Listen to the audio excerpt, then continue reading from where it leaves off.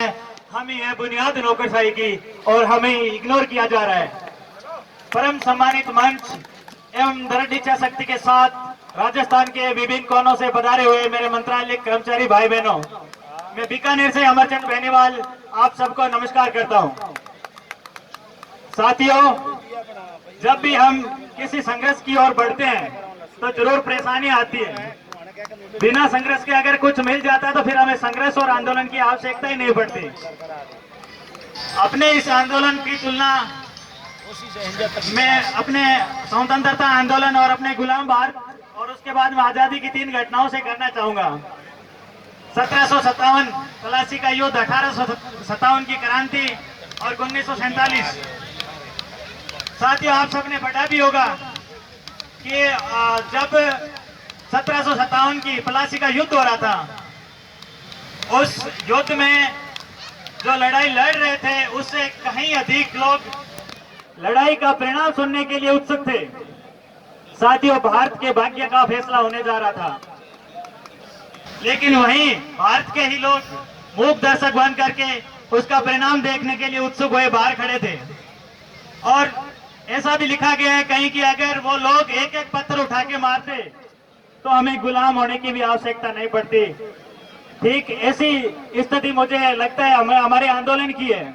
ऐसा नहीं है कि हमारा कैडर छोटा है, राजस्थान के किसी भी बड़े कैडर से बड़ा अपना कैडर है और ऐसा कोई विभाग नहीं है जहां हमारा कैडर काम नहीं कर रहा। हर विभाग की हर छोटी से छोटी जगह पर अपना कैडर काम कर रहा है।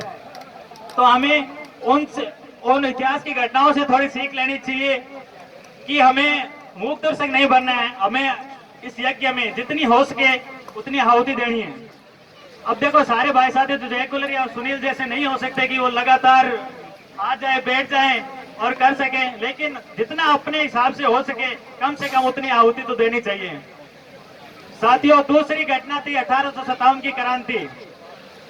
हम बहुत ही अच्छी स्थिति में थे और हम तब भी जीत सकते थे, लेकिन उस समय भी हमारी कुछ प्लानिंग फेल हुई और कुछ ही अपने ही लोगों ने सहयोग नहीं किया। यहाँ के जो स्थानीय लोग थे उन्होंने सहयोग नहीं किया। ठीक वही स्थिति हमारी आज हो रही है कि हमें सहयोग तो मिल रहा है, लेकिन हमें उतना सहयोग नहीं मिल रहा जितना सहयोग इस आंदोलन के लिए अपेक्षित है। साथियों, जब 1947 में सब कुछ दांव पे लगा के और गांधी जी ने जब नारा दे दिया करो या मरो का, कि अब कुछ नहीं विकल्प बचा हमारे पास, या तो जिंदा रहना है या मरना है या फिर अपने को जीत लेनी है। आज हम उस मुकाम पे खड़े हैं। साथियों, हमारे पास और कोई विकल्प नहीं है। जितना मेरा अनुभव हालांकि छोटा है, लेकिन मेरे ग्रुप को या फिर मैं मेरे कैडर को जितना जानता हूं, मुझे लगता है कि ये अंतिम आंदोलन है। या तो कुछ मिल जाएगा या फिर हमेशा हमेशा के लिए अपने कैडर की आंदोलन की परिभाषा ही खत्म हो जाएगी। मुझे नहीं लगता फिर से ऐसे कोई पंडाल सजने वाला है। मुझे नहीं लगता कि फिर कोई नेता आगे या फिर कोई अपने कैडर का आगे नेतृत्व करने वाला है, कोई अपने पे भरोसा करने वाला है। साथियों, हम किसी भी परिस्थिति में कमजोर नहीं है।